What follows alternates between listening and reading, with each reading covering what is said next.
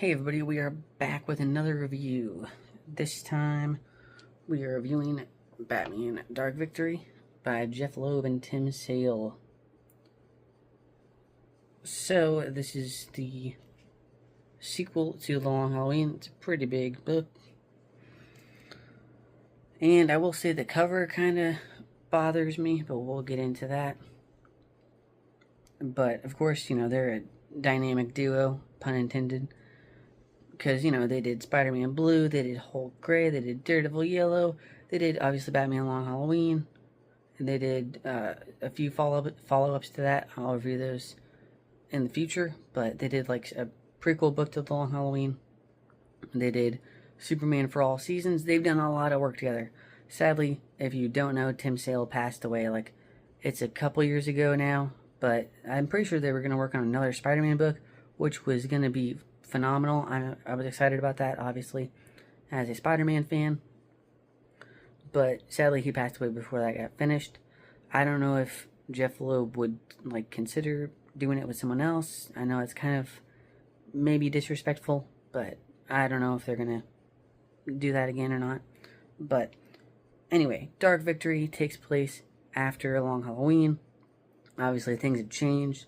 Harvey Dent is Two-Face. Sophia is crippled, and there's a lot of mobsters and espionage type stuff, underworld crime, and it has pretty much every Batman villain under the sun, so it's exciting. We do get a new district attorney in Gotham, because obviously Harvey Dent's gone, and, they're doing their kind of mob funeral for the Falcones, and then Batman finds another dead body, and he has the Hangman picture game stuck to him, so there's a new spree of killings in Gotham, and they're dubbed the Hangman killings. And everyone's concerned, who is this? Is it the new district attorney trying to pull a fast one? Is it someone in the mob family? Is it this person? Is it that person? I don't know. And yeah, like I said, it has every Batman villain under the sun. And the art is always fantastic. There's not a lot of Bruce Wayne stuff going on. Which, is fine. There's bits and pieces, but it's mostly just Batman trying to solve a mystery. And that's very interesting, we do kind of delve into his psychology with he's I was going to tell Harvey my secret, but now he's evil. So, there's, stuff between him and Alfred. So that can be, we do get, parts of, his inner workings, his brain. But, we're not going to, Bruce Wayne go into meetings or anything. It's all just, Batman and Gordon, the Long Halloween and, Year One and stuff like that. So it's pretty interesting in that regard. And I will say, honestly, it has been a while since I've read The Long Halloween. I do have it back-ordered from a store. So I'm going to, try to reread it and get my memory going. But that would be, my major complaint is that it is very similar to The Long Halloween. It takes place over a year. And there's the holidays and stuff to coincide with the killings. And, that's all fine and well. But, it does feel kind of similar. I'm just, feels kind of like a repeat, but I mean, again, it's good. I enjoyed reading it, but wish they did something I don't know, to spice it up.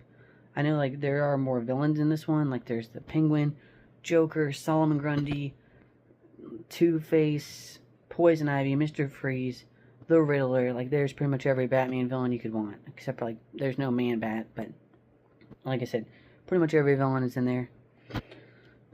But I will say the cover, having read it, is misleading, which is, it is what it is. It's a cover, that happens.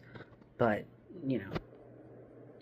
Robin doesn't appear till late in the book, which I was kind of disappointed in, because I know they're doing their thing. Batman's a detective. He's solving a case with Gordon, making it kind of gritty and dramatic. But it would have been nice to have more, Robin story and, kind of, see that their dynamic, play out more throughout the story. see how he deals with it. Because again, like I said, he's like late into the, like issue like 9 out of 11 or something like that. So I wish we'd have got more Robin than we did. But overall, it was a pretty good story. I would give it probably like a 9 out of 10. Good story. Again, it's got like pretty much every villain you could want. My only problem is, like I said, it's been a while since I've read The Long Halloween, so some of the like names and stuff get kind of like mixed up in my memory banks. But overall, pretty good. Thanks for watching, and keep reading comics. Peace.